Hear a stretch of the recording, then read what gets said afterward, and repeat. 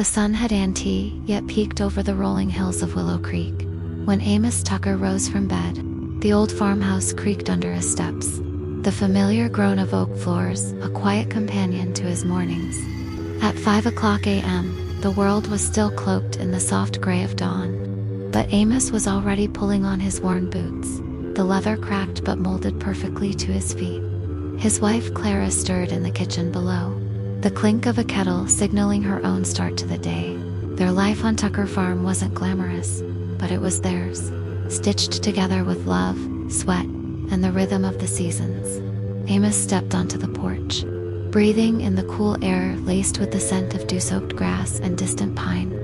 The farm sprawled before him, 40 acres of cornfields, a modest orchard, and a pasture where their small herd of cows grazed. The barn, painted red a decade ago, was peeling but sturdy, a testament to Amos's stubborn refusal to let time win. He headed there first, as always, to check on Daisy, their prize cow, who was due to calve any day. "Morning, old girl," he murmured, patting her flank. Daisy's big brown eyes met his calm and trusting, and Amos felt a flicker of pride. This was his world, small, maybe, but enough.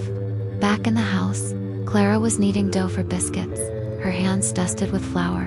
At 52, her dark hair was streaked with silver, but her smile was as warm as the wood stove warming the kitchen. Their daughter, Lila, 16 and full of dreams bigger than the farm, shuffled in, rubbing sleep from her eyes. "You're up early," Clara teased, knowing Lila had been up late reading novels under her quilt. Lila grinned, grabbing an apple from the counter. "Gotta help with the market prep, right?" she said, her voice a mix of duty and mischief. The family sold produce and Clara's preserves at the Saturday market in town, a ritual that kept them tethered to the community. Breakfast was simple but hearty: biscuits, eggs from their hens, and blackberry jam Clara had canned last summer. Amos savored the quiet moments at the table, Lila chattering about school and Clara reminding her to check the henhouse later. Their son Ben, 19, was away at community college, but came home weekends to help with heavier chores. Amos missed his boy's easy laugh, but he was proud Ben was the first Tucker to chase a degree, even if it was just an associate's for now. After breakfast, the day unfolded in a steady cadence. Amos headed to the fields, checking the corn for signs of pests. The stalks stood tall, their tassels swaying like a green ocean under the rising sun. He'd been farming since he was Lila's age, learning from his own father, who'd learned from his. The land wasn't just dirt, it was memory, legacy. Clara, meanwhile, tended the orchard, pruning apple trees with a practiced hand. She hummed old hymns, her voice carrying across the rows, and Amos caught himself smiling as he worked. Lila's chores were lighter, but no less vital. She fed the chickens, collected eggs, and checked the beehives near the creek. The bees were her project. She'd begged to start them 2 years ago after reading about pollination. Now, Tucker Farm honey was a market favorite, and Lila's eyes lit up when customers raved about its golden sweetness. "Told you it'd work," she'd say to Amos, who'd been skeptical at first but now swelled with pride at her knack for it. Midday brought a pause.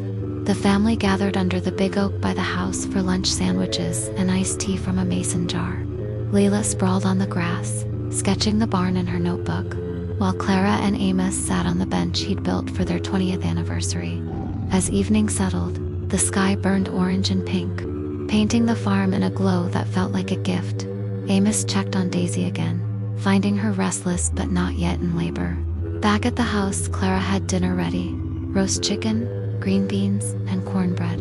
They ate on the porch, the air cooling, crickets starting their nightly chorus.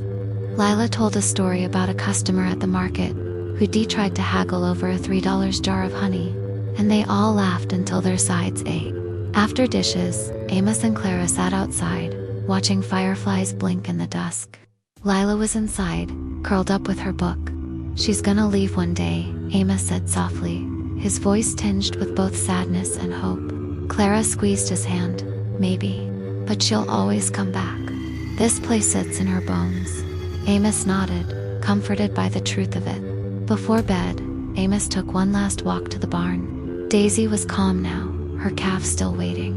He stood there a moment, the night alive with the hum of the farm, his farm, their farm. It wasn't perfect, and money was always tight, but it was home. And as he headed back to the house, where Clara's light glowed in the window, Amos knew he wouldn't trade this life for anything.